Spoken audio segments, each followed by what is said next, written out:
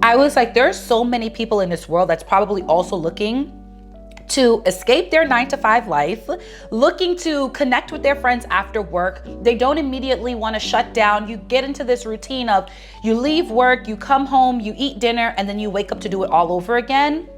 And it can kind of take a toll on you emotionally and mentally. Because if you're in a situation like me, where you're trying to find how to do things affordably, but still live a very full life, I want you to know that it's possible.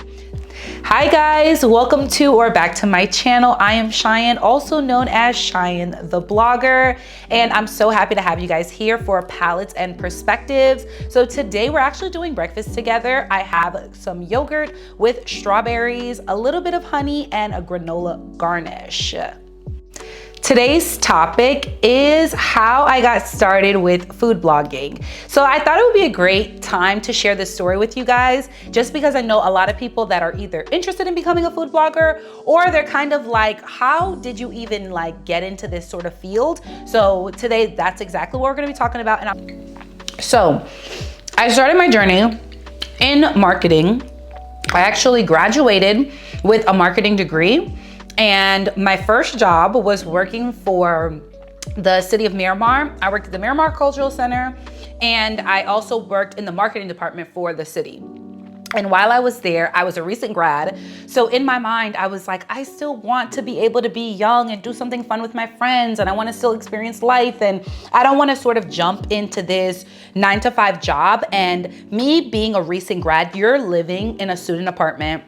Your friends, you're hanging out with them on a random Tuesday or Thursday. You know, you're doing tacos and cocktails with your friends on just, a random afternoon. And that was a big leap for me, because going into a more serious big girl career role, it was kind of like a part of me still missed that freedom. But then I also sort of missed the feeling of just having a little autonomy over my life. So with all of that, I would take my lunch breaks and I would try to do some research of happy hours or daily specials or things that I could do after work with my friends to still get a little bit of that kind of living life, freedom, fun, but it still fit the budget that I was living, being a recent grad in an entry-level position, because that is so real. So if you are someone that are in an entry-level position, or you're sort of doing like contracting jobs and things like that, I think that this is a great way to pivot into, if you're interested in food blogging, is starting off with like happy hours or lunch specials, or even like little things where it's like, oh, Monday night is buy one, get one free burgers. Do those, because when you first start, you're honestly going to have to pay out of pocket for everything that you do. So every post that you post, you're gonna have to pay for that. And in order for you to be consistent, you're gonna have to cover a lot of different restaurants, or even if you're thinking about doing like Trader Joe's finds, or you're looking about doing public finds or grocery store, you wanna do recipes, that stuff adds up. This is one of the most expensive hobbies that you will probably ever have. So one of the biggest things that I did was trying to find something at least 2 to 3 times a week that was affordable in my price range for like a dining out sort of situation or experience. And then I would cover that, because in my mind, I told myself, before coming up with the idea to say like, oh, I want to cover restaurants and I want to cover dining experiences, I was like, there's so many people in this world that's probably also looking to escape their 9 to 5 life, looking to connect with their friends after work. They don't immediately want to shut down. You get into this routine of you leave work, you come home, you eat dinner, and then you wake up to do it all over again. And it can kind of take a toll on you emotionally and mentally, especially if you're young, you're coming from a different chapter in your life where you had a lot of freedom and there's a lot of fun. All of that will come into play. So me knowing that and being in that position, I'm like, you know what? There's probably so much people in this world that also want to know these things. So that's where I sort of went ahead and was like, you know what, I'm gonna start covering all of these places that I do and share it online, because it might help somebody else, and then they might tag their friends and they might join in. And that would be a great opportunity to show people, like, you don't have to limit yourself to just going to work, cooking, and this is just your life, and only Saturday. And then even Sunday, that's up in the air, because most of the time on Sunday, people are preparing to go back to work. And it's so hard to live in a world where work is your life and you don't get to tend to yourself or your family or your friends. So that was a big thing for me. I am a very much family-oriented person, so I love to spend a lot of time with my family. My friends are like my heart, so I spend a lot of times with my friends.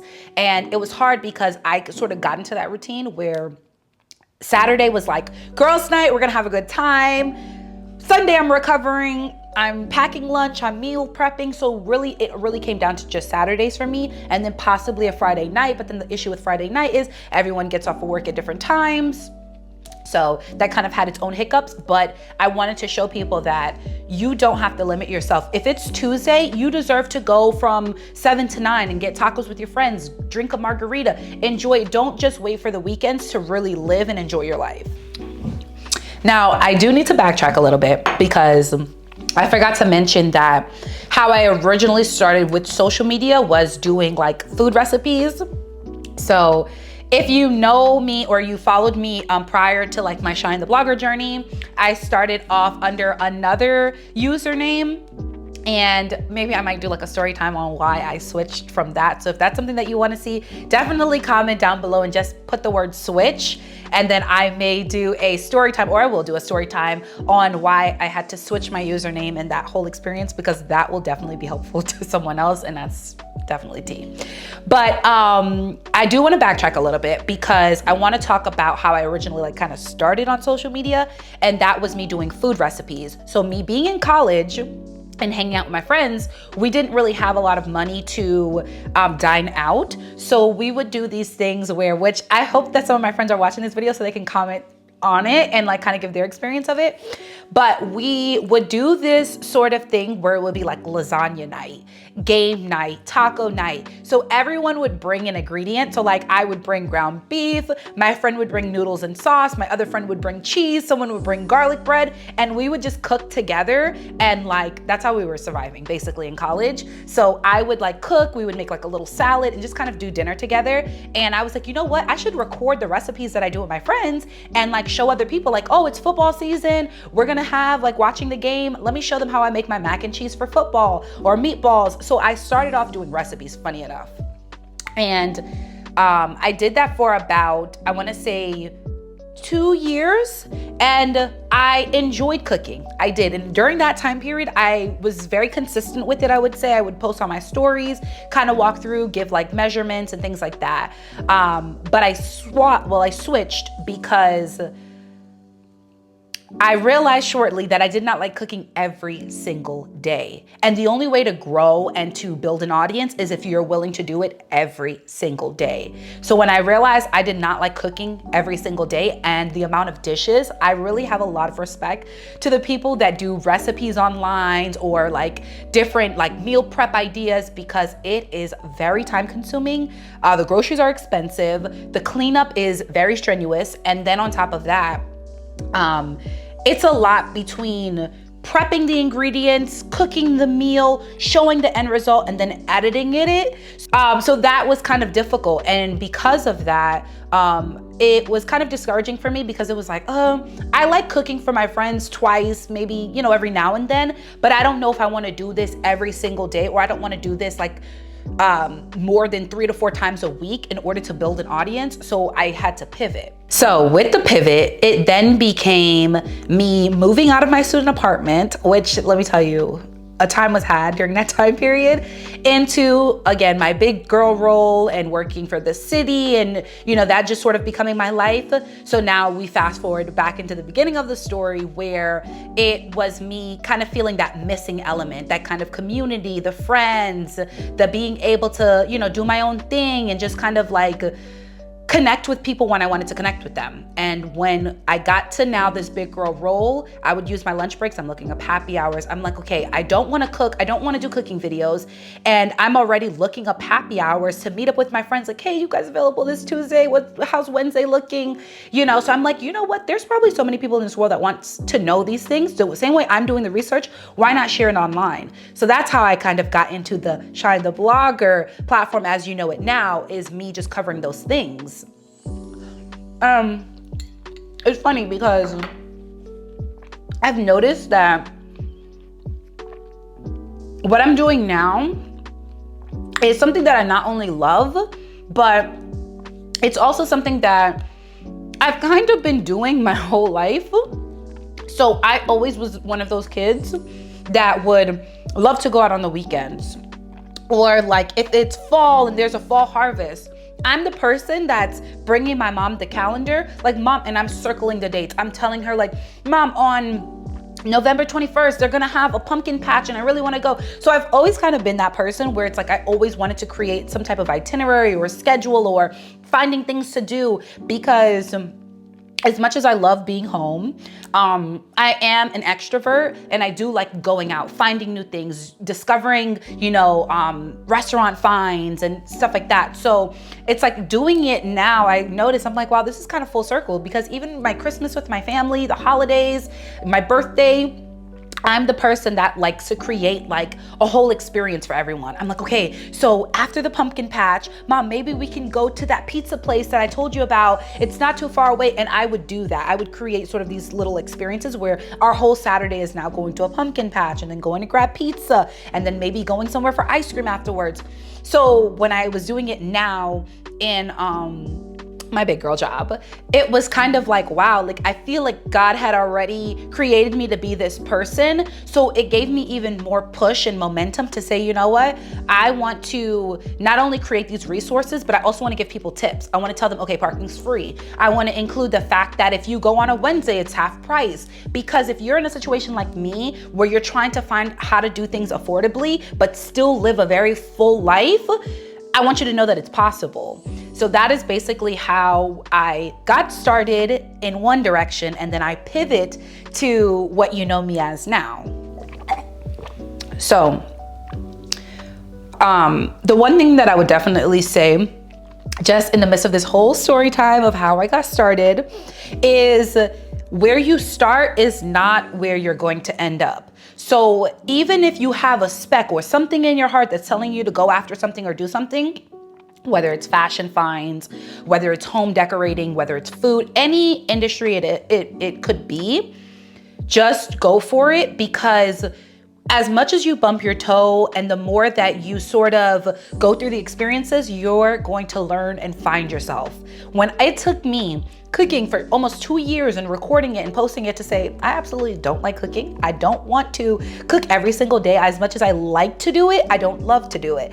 But it took me doing that for a while to get exhausted, feeling like I need a switch. This is not me. It's just not working, to then pivoting to something else. So if there's something that you want to do, you don't have to have it all figured out. You don't even need to have the real concept yet, because the concept comes while you're going through the journey. So it's all about finding joy in the journey and just realizing that at the end of the day, what's for you will not pass you, as long as you are being intentional about pursuing it. You know what I mean? Now, if you say, okay, I want to go into fashion content, or I want to start a website, or whatever it is that you want to do, and it just sits as an idea and you never try, then you would, you know, the opportunity can somewhat pass you by because you're not going after it. But as long as you are pursuing something and you're really trying your hardest to figure out how to make it work in the circumstances that you're in, because again, when I started, there was no cameras. I didn't have no setup. There was nothing. It was just me and my phone,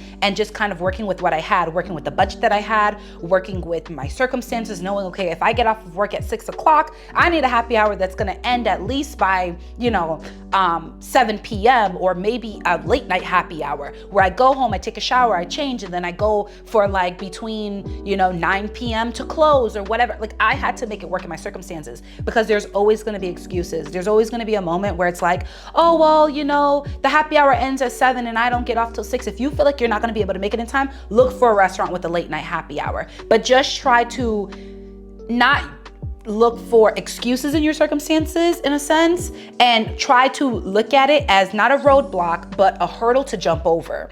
Because it is possible, and you can definitely create the life that you want. You can definitely go after your dreams and what you want to do right where you're at. You don't need equipment. You don't need a bunch of money to get started, because 9 times out of 10, the reason why you're going into your journey this way is because your testimony is going to be used for other people to either shine light on the industry or to just kind of help you with your overall purpose in life. I'm still finding mine. I don't really know what my purpose is per se, but as I'm learning and I'm figuring things out, I'm trying to become a little bit more open where I share it, and I make it useful for other people. So, you know, any way that I can help, it serves as a purpose for someone.